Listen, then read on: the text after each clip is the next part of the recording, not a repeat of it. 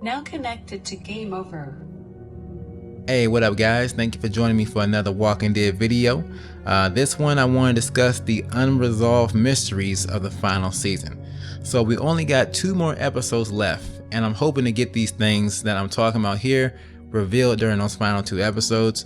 We're talking about character details and certain plot points that's presented either in A New Frontier or in the last 2 episodes that we got of the final season, episode 1 and episode 2, that I myself and a lot of fans are hoping to be revealed in episodes 3 and episode 4. Now this list is not in any particular order, and I want to start things off with Ten's face. What happened? So this is something I expected to know more about at this point of the season. I thought this would be like a character introduction thing where you would talk to Ten and he would tell you, okay, this is what happened, because I mean, Ten's face is deeply scarred and it seems to be from a very severe burn.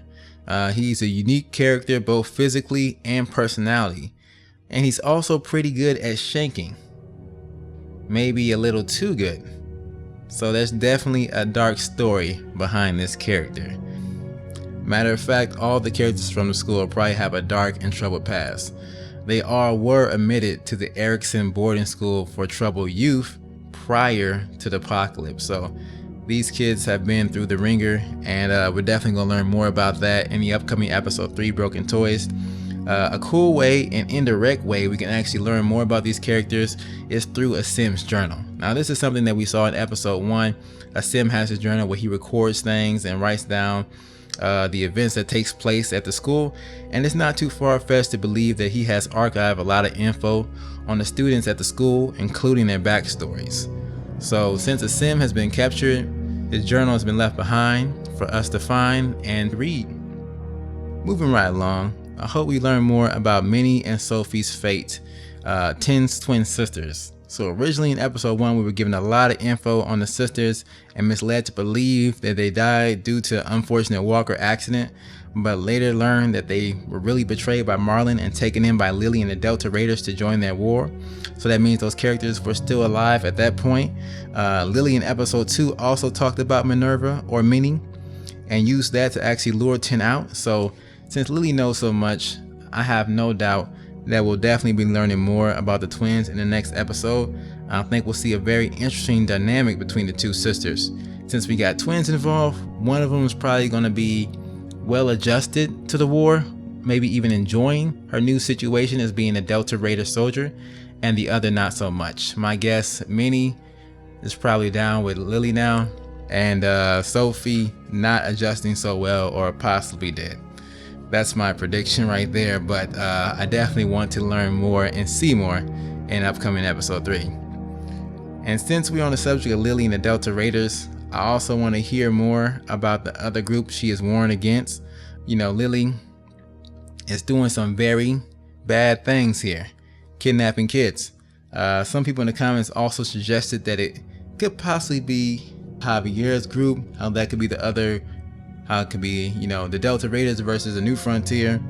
But they've already said, the people that's making these episodes, they've already said that there will not be any Garcias present this season. So I don't think that's a real possibility. Whoever it is or whatever the reason they're fighting, I hope Lily feels like she's 100% in the right. I need her to explain herself, to be really honest, because it's kind of hard to believe that she's fallen this far from where she was initially. I mean, to abducting children to fight and possibly lay down their lives for her cause, which is very unfortunate. I mean, back in season 1, episode 2 and 3 of The Walking Dead, we got a certain video clip, and this woman here, she was talking about how the bandits were going to kidnap the kids and stuff, kidnap Clementine. She wouldn't let them touch her, and now Lily is over here kidnapping kids. So we're going full circle over here. As they say, she lived long enough to see herself become the villain. I hope we get an opportunity to actually talk Lily down, as opposed to having a life or death fight situation. She still has a place in her heart for Clementine, and I would like the chance to utilize that in our choices. Next up, what happened at the McCarroll Ranch? So this is a long, ongoing mystery that's been carried over way from the beginning of season 3. I remember like pre-season production, we got some screenshots about on a ranch, and now we're still talking about it to this day. So it's been a while. This ranch has been in the equation. I hope we can get our answers here. It must have been something truly terrible that went down at the ranch, given that Clementine is having nightmares. And I mean, Clementine, we know, has seen some awful things throughout The Walking Dead, but this is what keeps her up at night. So it must have been some terrible stuff that went down here. AJ also seems to be affected too. AJ and her may have been there for a very extended amount of time. I only say that because AJ has a memory of what went down, and the last we saw AJ before this season, he was barely able to talk. So him being able to remember things and remember details about what happened there just shows that they may have been there for quite some time, and before things went completely chaotic. Hopefully they give us the full details next episode.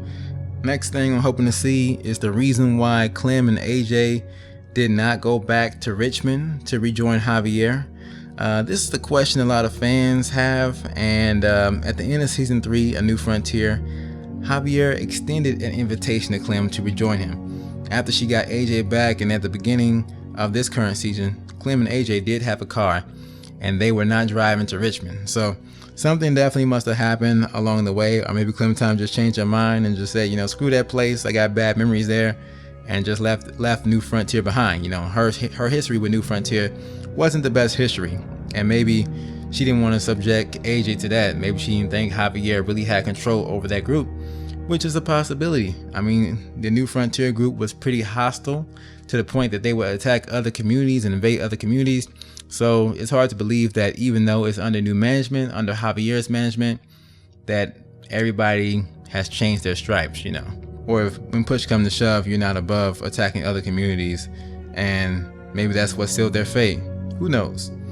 And last but not least, where is Kenny's hat? So this is a question a lot of fans want to see answered. They want to see revealed in the episodes here. It carries all the way over from The Walking Dead season 2 ending, where if you leave Kenny at the gates of Wellington and Clem and AJ actually go inside, Kenny gives his hat to AJ, telling Clem to make sure he wears it when he's old enough. In season 3, you also get an option to take the hat with you, as Wellington is getting invaded by, who else? The New Frontier group. And fast forward to several years later, AJ is definitely old enough to wear the hat, and a lot of people are hoping that we'll get the opportunity to actually give it to AJ. Personally, I think this would be an amazing scene, telling AJ about Kenny, the sacrifices he made in order to keep him alive, and the hat being Kenny's final memento. Awesome, you know. But realistically, I don't know how they could incorporate this. The last time the hat was seen, it was placed in Clementine's backpack, and that backpack is pretty much MIA. And also at the end of season 3, when Clementine is setting out to actually find AJ, she doesn't have anything with her, just a gun, her hat, and clothes on her back, and that's pretty much it. So I don't know how they're going to incorporate that while preserving the continuity, if that's important to them. It's also a determinate choice of a determinate choice of a determinate choice. Like, your ending, you could have went with Jane, and then then that's not involved. And then when you got to the gates of Wellington, you could have left with Kenny, so the hat's not involved. And then when you're getting attacked at Wellington, you could have left the hat behind, so then the hat's not involved then. So it's really down to a fraction of the people that probably even have the hat in their save file. But in the end, I would enjoy seeing it despite all these obstacles I just talked about. And Kenny deserves to have his last request granted. Alright guys, so that is it for this video right here. I know there's a lot of things I did not cover here. A lot of things that about past characters that people want me to talk about. But hey, there's only 2 episodes left, and I think Lily is going to be the last return we see for this season. But please let me know in the comments below what are your thoughts on these unresolved mysteries and any others I did not mention. Thank you guys for watching, and hope to see you on my next video. Now disconnected from Gameover.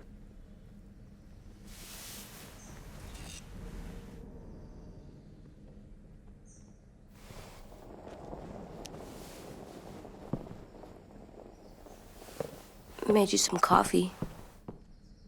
It was in the kitchen. Tin said that I can have some. I didn't steal it.